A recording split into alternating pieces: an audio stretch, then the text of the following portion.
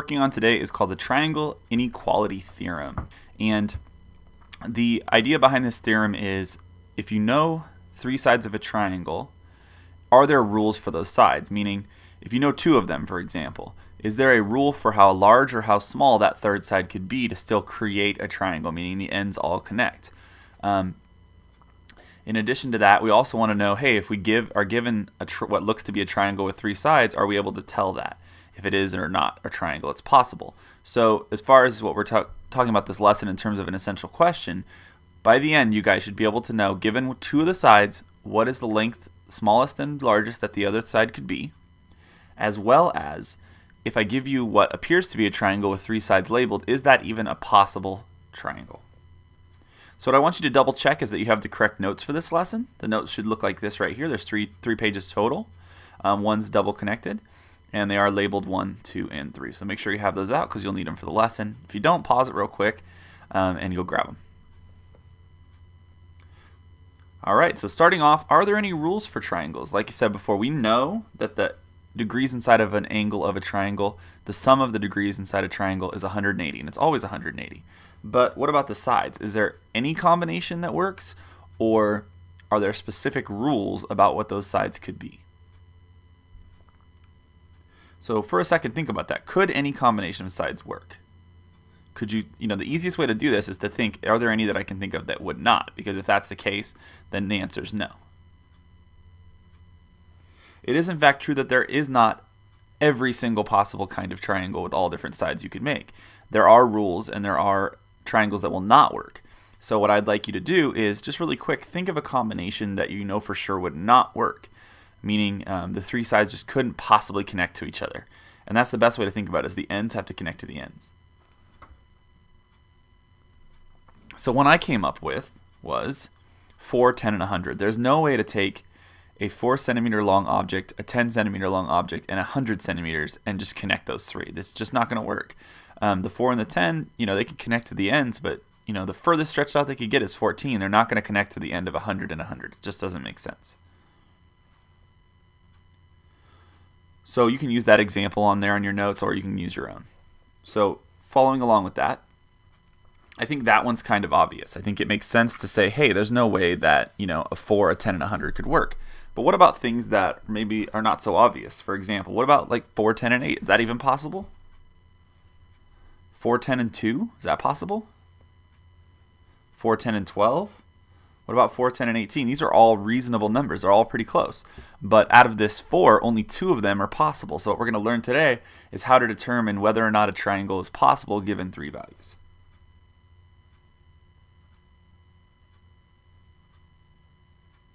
Okay, and what that means is, given that triangle right there, and this is in your notes, you can see it, given this triangle, what's the largest and smallest that x could be? So could x be 25? Could x be 2? Could x be 4? Could x be 15? Etc. We're not going to look necessarily at this specific example, but examples like this. Okay, so starting off here, really what we want to talk about is we want to talk about, first of all, this angle that's in between there. As that angle gets smaller, the triangle's legs, those 4 and 10, are going to get closer together. As they get closer together, that's going to have an effect on x. As they get farther apart, that's also going to have an effect on x. And then the second thing is, instead of thinking so much about that third side, think about the endpoints. Because as these endpoints get closer together, that's going to create a smaller side. As they get farther apart, it's going to create a larger third side.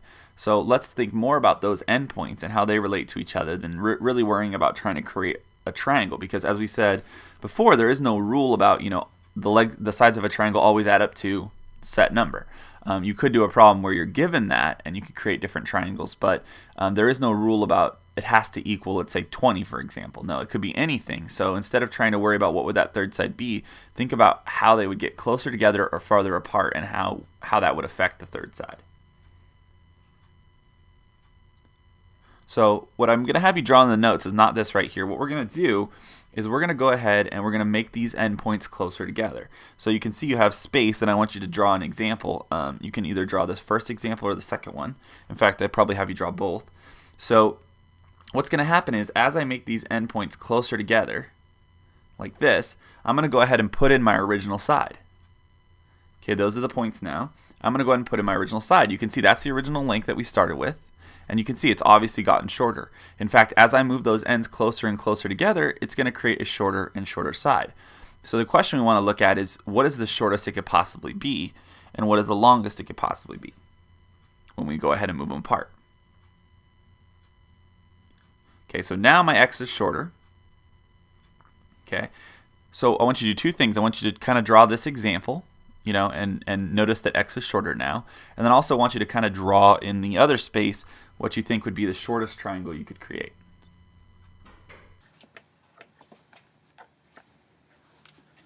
All right, so next what we're going to do is we're going to kind of figure out if we were to move the sides completely together, so that they would actually touch, which of course is not a triangle, but if we could move them all the way together until they actually touched one on top of the other, what would that third side be? And if you think about it, if it's 10 and 4, that third side would have to be 6. Now that would be the smallest, because as you get closer it gets smaller and smaller, the smallest it could possibly be would be 6. However, that's not a triangle. Okay, that's a straight line. So right before that, right before you got to the point where they were touching, would be the smallest it could possibly be.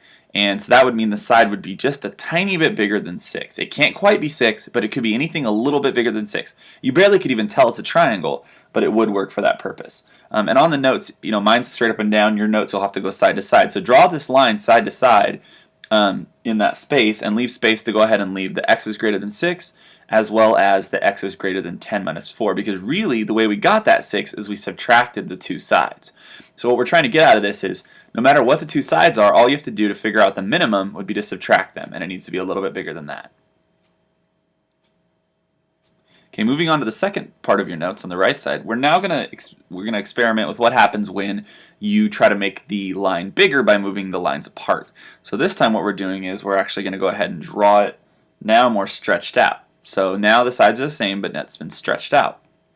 This time, of course, x is now going to be larger than it started with. So make sure you've drawn that in.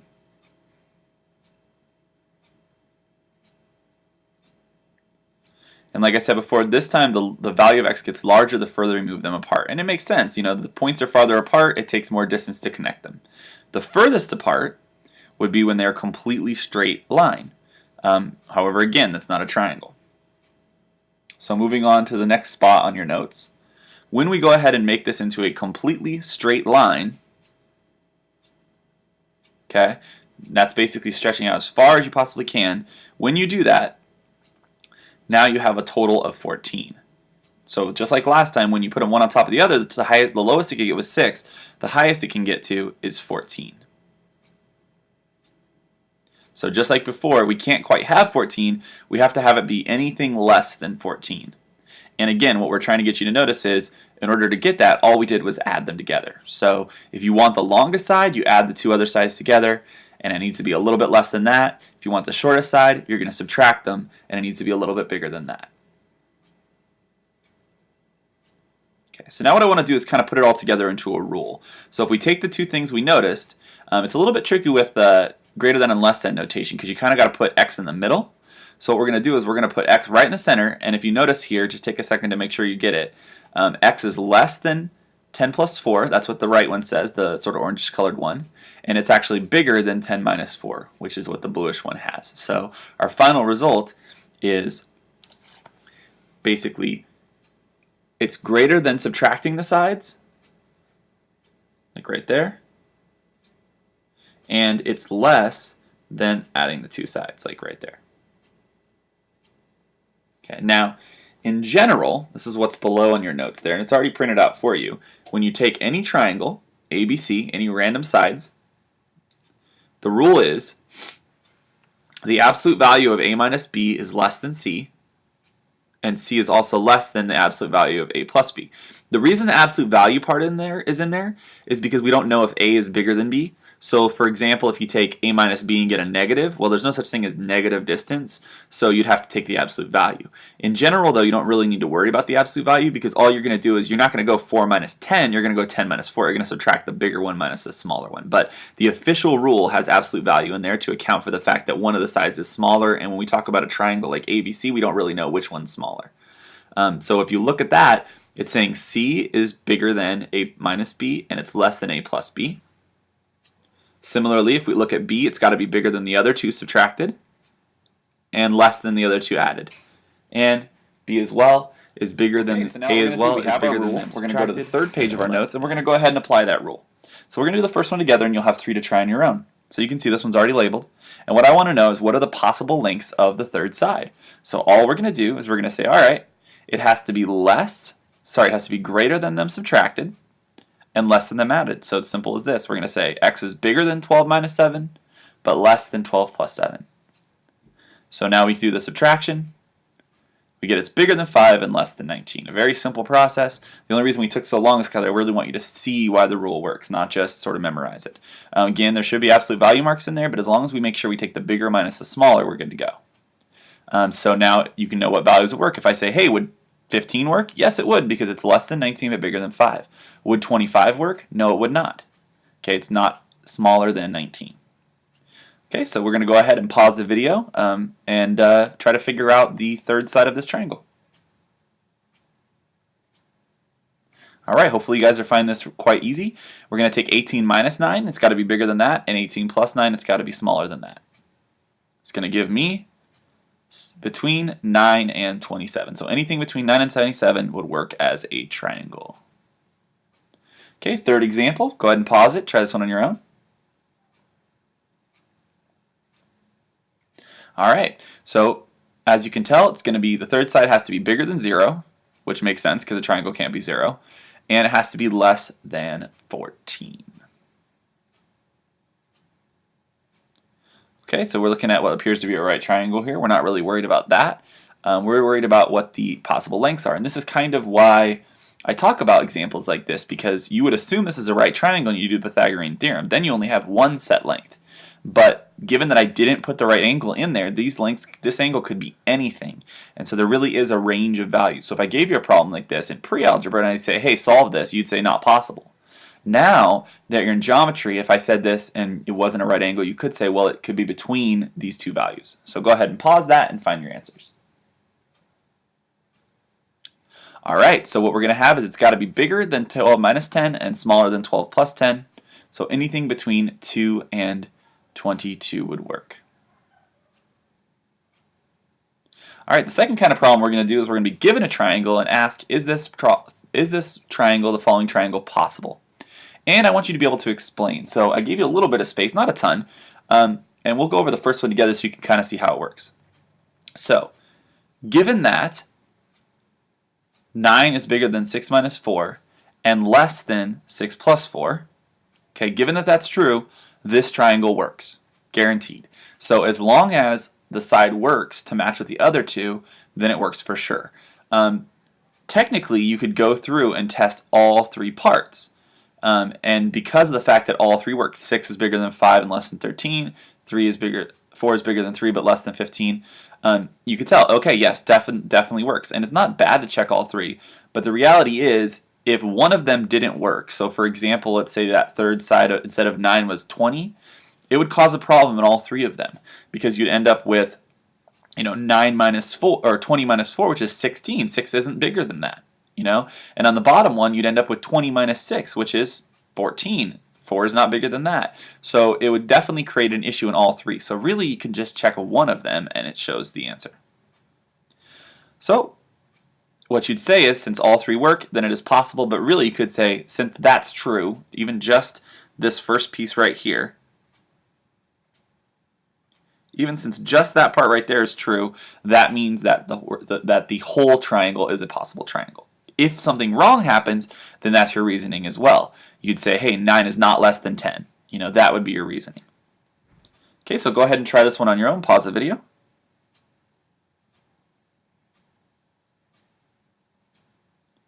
Okay, so hopefully what you discovered was that when you try to set up one of the sides, it doesn't matter which one, you end up with this. Something like 6 is bigger than 8 is less than 22. I don't know which side you used, but you should have seen that it did not work. So for me, because of that, I say since 6 is not larger than 8, it's not possible. Your answer could be very different because if you set up, for example, a 15 in the middle, you would notice that 15 is not bigger than 7 plus 6. So that would be your reasoning to say it is not a possible triangle. Okay, and the last one here. Go ahead and draw your sides in and give it a try.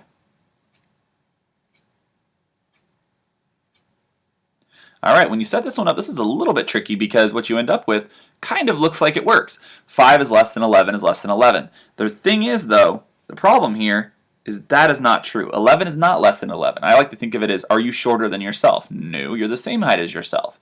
So, unfortunately, that is not a possible triangle because it must be larger, not just equal to. So you can see we really have three possibilities. We have the almost true, which is like this, but you have to explain why it has to be strictly either less or strictly bigger, or it could just be obviously not true, or it could be a working triangle. Those are your three possibilities. So please go ahead and fill out the form below the video, and we'll do some practice problems in class. And if you have any issues with this, you could either bring the questions to me or rewatch parts of the video.